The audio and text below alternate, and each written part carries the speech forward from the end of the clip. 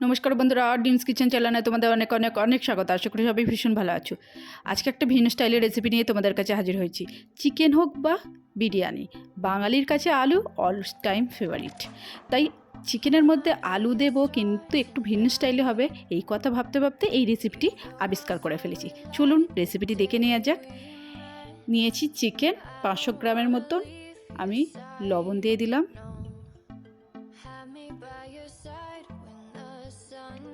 দিয়ে দেব গোলমরিচ গুঁড়ো হাফ চামচ, আর 2 চামচের মতো দিয়ে দেবো আদা রসুনের পেস্ট। মাখিয়ে চিকেনের সঙ্গে মশলাটা আমি প্রায় আধ ঘন্টার মতো ম্যারিনেট করে এইভাবে রেখে দেব। এই রেসিপিটি একদমই ভিন্ন স্টাইলে বানিয়ে দেখাবো। আর দিয়ে দিলাম অল্প একটু সরিষার তেল। খুব ভালো করে এইভাবে মেখে নিতে হবে।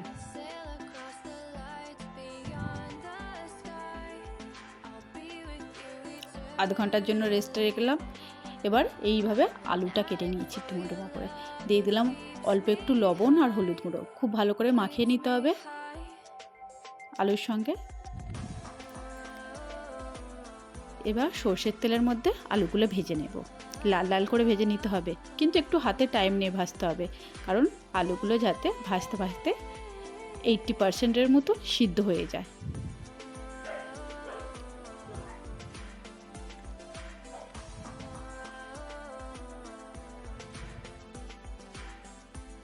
এইভাবে সাজিয়ে দিলাম। আমি মিডিয়াম ফ্লেমে ঢাকা দিয়ে প্রায় 5 থেকে 6 মিনিটের মতো ভেজে নিয়েছি। এর ফলে আলুগুলো আমার ভালোই সিদ্ধ হয়ে গিয়েছিল। আলুগুলো ভাজা হয়েছে, তুলে নিলাম। এবার এইভাবে পেঁয়াজকে অর্ধেক করে কেটে ভেজে নেব।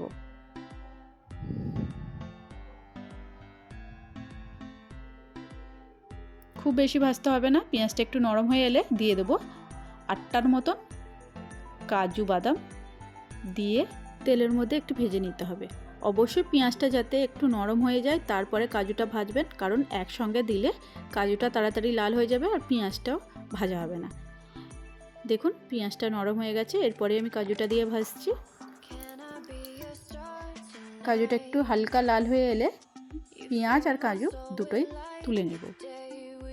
এবার ম্যারিনেট করা চিকেনটা আমি তেলের মধ্যেই দিয়ে দিলাম। ওই তেলের মধ্যে চিকেনটাকে একটু ভেজে নিতে হবে।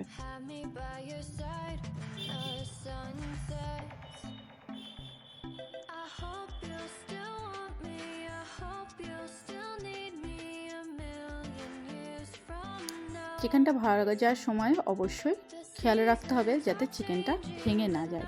তাই খুবই আলতো হাতে চিকেনগুলো এইভাবে অপর পিঠও উল্টে দিতে হবে, যাতে খুব ভালো করে ভাজা হয়, কিন্তু ভেঙে যাতে না যায়।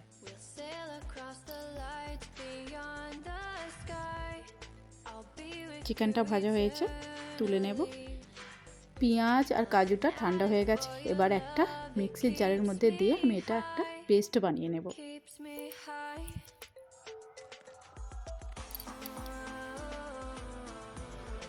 চিকেন ভাজা হয়েছে, তুলে নিলাম। ওই তেলের মধ্যে দিয়ে দেবো গোটা গরম মশলা ফোড়ন। দিয়ে দিয়েছি এলাচ, লবঙ্গ, দারচিনি। একটু গরম হয়ে যাওয়ার পর দিয়ে দেবো হাফ চা চামচের মতো জিরে, গোটা জিরে। একটু গরম হয়ে যাওয়ার পর পেঁয়াজ আর কাজুর যে পেস্টটা বানিয়ে রেখেছিলাম ওটা তেলের মধ্যে দিয়ে দিলাম। এবার এটা আমি প্রায় 2 থেকে 3 মিনিটের মতন কষিয়ে নেব।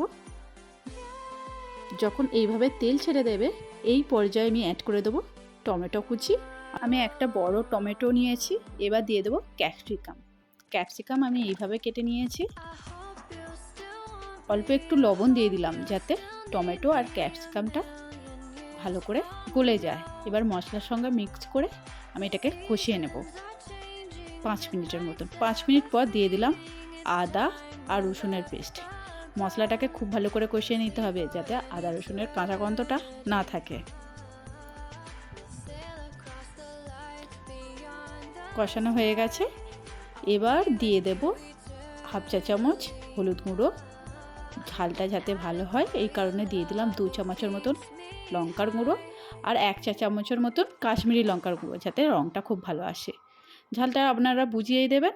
এবার মশলাটাকে খুব ভালো করে কষিয়ে নিতে হবে। মশলাটাও যখন কষানো হয়ে যাবে, এইভাবে তেল ছেড়ে দেবে, এই পর্যায়ে ভেজে রাখা চিকেনটা অ্যাড করে দিতে হবে।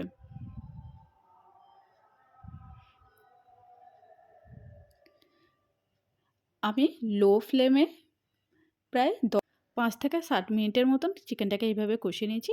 এরপর ভেজে রাখা আলুটা অ্যাড করে আবারও আমি 3 থেকে 4 মিনিট এইভাবে কষিয়ে নেব। কষানো হয়ে গেছে। আপনারা এইভাবেও সার্ভ করতে পারেন, কিন্তু আমি একটু গ্রেভি রাখবো, সেই কারণে এর মধ্যে জল অ্যাড করে দেবো। চিকেনটাও মোটামুটি সিদ্ধ হয়ে গেছে আর আলুটাও সিদ্ধ হয়ে গেছে।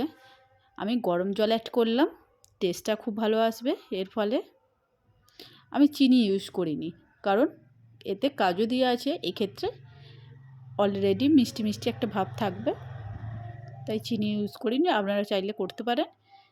নামানোর আগে দিয়ে দিলাম গরম মশলা গুঁড়ো। 5 মিনিটের মতন আমি ঢাকা দিয়ে রেখেছিলাম। রেসিপিটি বানানোর সময় লাঞ্চের জন্যই বানিয়েছিলাম, ভাতের সঙ্গে খাওয়া, কিন্তু রেসিপিটি খাওয়ার পর দেখলাম রুটি, পরোটা, নান, লাচ্ছা পরোটা সবের সঙ্গে দারুণ জমে যাবে। আর বেশি ভেবে লাভ নেই, চটপট রেসিপিটি বানিয়ে কমেন্ট করে জানান রেসিপিটি আপনাদের কেমন লাগলো। আর ভালো লেগে থাকলে ভিডিওটিতে অবশ্যই লাইক করবেন আর চ্যানেলটিকে সাবস্ক্রাইব করে নেবেন। আজকের মতন এই পর্যন্ত। আবারও দেখা হচ্ছে পরবর্তী একটা রেসিপি।